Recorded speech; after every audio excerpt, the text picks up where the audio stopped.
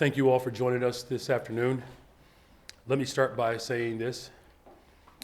I do not take this executive action lightly. I would have preferred to work in a more collaborative approach.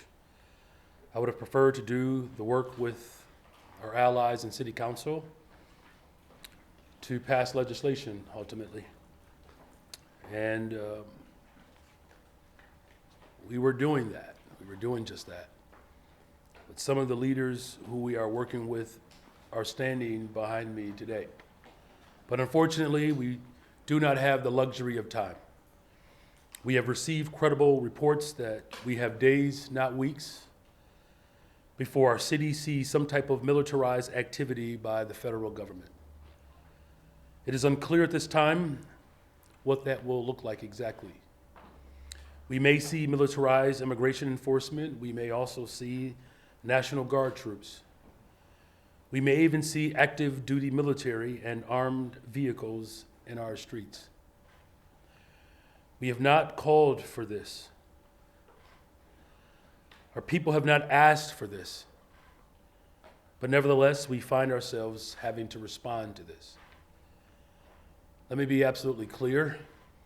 Although we believe the reports we have received are highly credible, this is an erratic, impulsive administration, and it is not always possible to understand and know exactly how he will move. He could change his mind, he could reverse course. In fact, I encourage him to do that. But still, we take these threats seriously, and we find ourselves in a position where we must take immediate, drastic action to protect our people from federal overreach. I'm signing an executive order today that will launch the Protecting Chicago Initiative.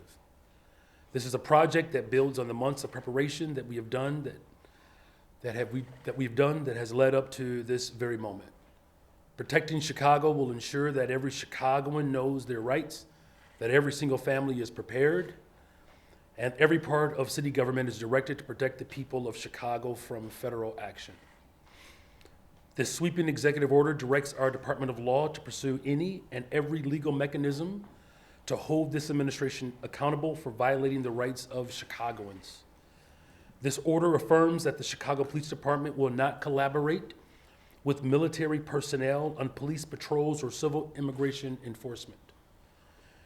We will not have our police officers, who are working hard every single day to drive down crime, deputized to do traffic stops and checkpoints for the president.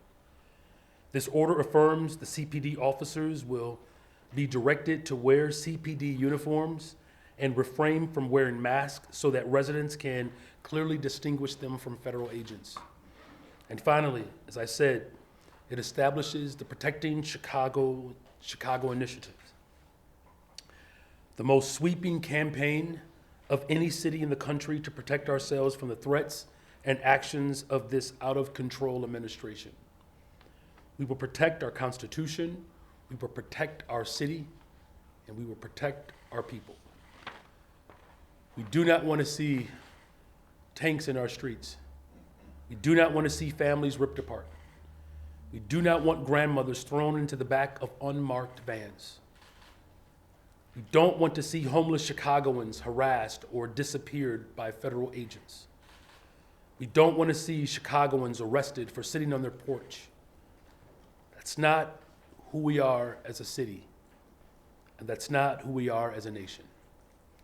My team and I have spoken with the governor, the county president, and with our federal delegation, and we are in complete alignment. The time for action is now. With that, I will sign this executive order and then return for follow-up questions. I'm going to move the mic right.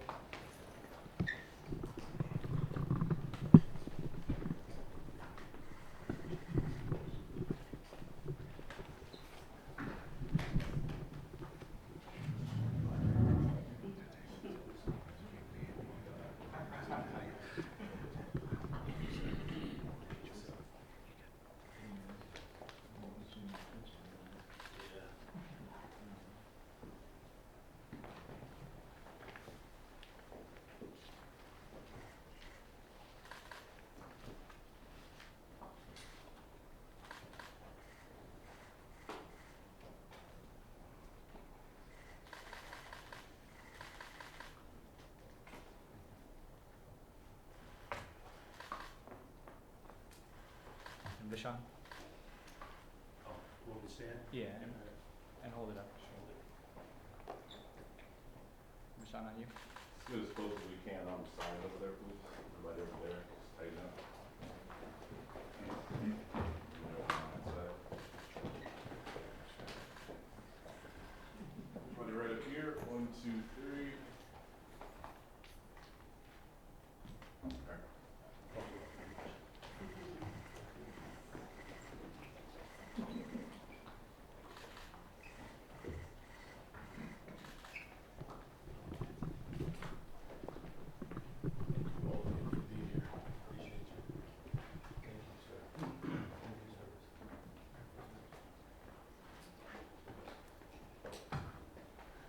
We'll take a few questions. Go around. A second. We have made it to the afternoon, yes. Thank you for this. You said months of preparation. Could you just talk about what that's been like trying to get everyone on the same page together at the table? Yeah, well, look, we're a welcoming city, first of all, so that ordinance has been in place for the last 40 years. We strengthened it under my administration. So the moment that President Trump secured enough electoral votes to become the 47th president, we are fully aware of his animus against working people and particularly immigrant communities. So that preparation was making sure that all of our sister agencies and city departments understood their assignment, and particularly making sure that people know their rights. And so that's been a continuous process all the way up until the time in which I had to testify before the Oversight Committee. And then even well beyond that, we've seen this president trample all over our Constitution. So, you know, we've already filed multiple lawsuits, I believe 40 lawsuits. You just saw that the courts have deemed most of his taxes to benefit the ultra-rich or illegal. So this is not a surprise to us in terms of his erratic and petulant behavior. But this is also about making sure that we are strengthening all of our departments across the board to ensure that we are protecting Chicagoans. That's what this is about. Of course, we would have preferred to go through the natural course of the legislative process, and we will continue to do that with our investments. But this is about protecting the people of Chicago. Can you talk about why you need an executive order to do that? Is this not work the city is already doing, informing people of their rights? What does this executive order actually do? Well, one of the things that it does is it ensures that there's a clear distinction between our local police department and federal agents. It gives a very clear directive, but it also gives very specific directives to our law department to make specific FOIA requests, so that if there's any immigration enforcement that's happening in our city, we have to know about it. Just back in June 4th, there was an entire operation in our city that the federal government didn't disclose. This is about uncovering the truth. But this is also about making sure that every single legal measure that's available to us, that my law department pursues it. But it's also ensuring that all of our departments are in lockstep to protect Chicagoans. That's what this is about. This president continues to go well beyond the bounds of the Constitution to the extent in which our democracy is in peril right now. I'm going to do everything in my power as the mayor of this city to protect Chicagoans. How important do you think it is to be ahead of this before any federal agents are in Chicago to make sure that CPD and federal law enforcement know how to work together? And there's a lot of coordination that happens between those two, and I think this is a step forward, correct, to make sure that you're taking out federal agents from the shadows and defining what we expect. Well, look, you framed it quite well. And quite frankly, the reason why this executive order is so paramount is because even though we know that this president is behaving outside of the bounds of the Constitution, it hasn't stopped him, but it stops in Chicago. And so this is about making a very clear distinction between what our law enforcement engages in versus what federal agents engage in. Because look, we have collaborated before, particularly getting guns off the streets of Chicago, the trafficking of drugs, the trafficking of human beings across this country. You know, we have just had a major breakthrough where guns that were trafficked in from Indiana and Mississippi, we were able to interrupt that and get over 150 guns off the streets of Chicago. That's not what's happening right now. And so this executive order makes it emphatically clear that this president is not going to come in and deputize our police department. Violet Miller, Chicago Sun-Times. I just wanted to ask, these reports that you're talking about, is this what we've been hearing about in the media? Is this a new report that's been confirmed to the city? Where are you guys hearing this? And when will the city residents be informed of what the city knows at this point? Well, I'm telling you what the city knows, right? And here's what we do know, that the federal government, under the direction of President Donald Trump, is preparing to send an expansive slew of federal agents to the city of Chicago. And whether it's border control, ICE agents, right? This part, which is the most upsetting, is that he has funded the ICE division of the government at a rate that is only second to the American United States government and the Chinese military. And that's dangerous, right? And so we are hearing that he plans to send these individuals to the city of Chicago this week as early as Friday. But let's be very clear what his ultimate motives are, though. He wants to send in federal troops. Make no mistake about it. He wants to send in the National Guard. He is looking to provocate, to justify his failures. And the fact of the matter is, it's disrespectful to law enforcement. Our police department has worked incredibly hard to drive down violence in the city of Chicago. This is not about violence reduction, because if it were, he would be making investments. And I can tell you what those investments have done thus far. 32% reduction in homicides. Shootings are down almost 40%. Shooting victims are down almost 40%. So this is about the militarization of cities. And in the city of Chicago, we're going to be very clear about our position to protect democracy, to protect Chicagoans, to protect our people. What recourse or enforcement will happen if federal agents or troops break your rule on no masks or show their badge number? Will you sue? We will use every single tool that is at our disposal, and that includes the courts. It's an area in which at least there's some semblance of check and balance in this country.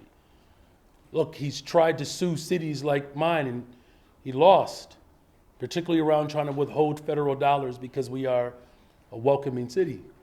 And so, yes, we will use the courts if that's necessary. And did you say as early as Friday, like 6 days from now?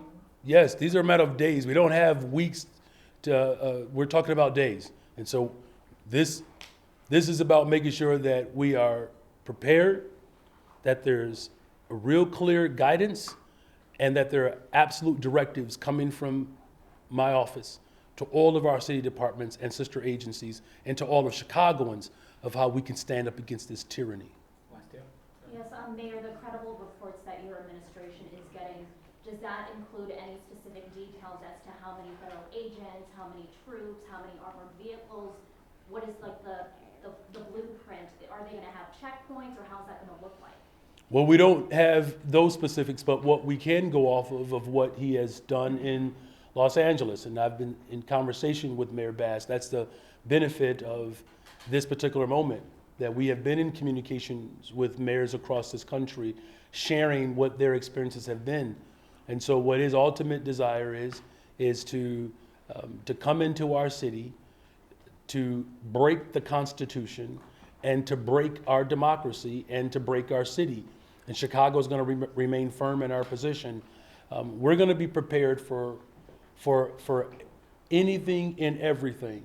And the best level of preparation is to make sure that people know their rights, and that all of our city departments and sister agencies know exactly what I expect of them in the event that the federal government works outside the bounds of the Constitution. And has your office made any attempts to reach out to the White House? There is no secret of what I want from the federal government.